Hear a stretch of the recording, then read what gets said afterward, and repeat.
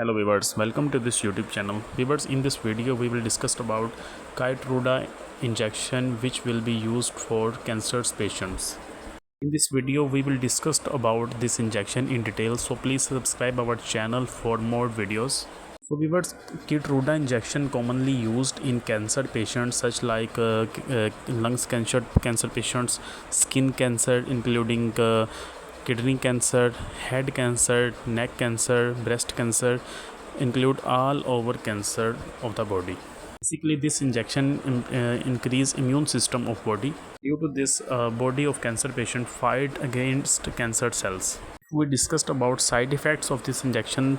So every product, every medicine, every injections have some side effects, but we can say chemotherapy side effects are more than against this injection side effects. If a patient going through last stage of cancer, this injection increase some days or some months or some years. So we can say this injections increase survival days of cancer patients. The dose of this injection is one injection after 3 weeks or after 6 weeks according to the condition of patient.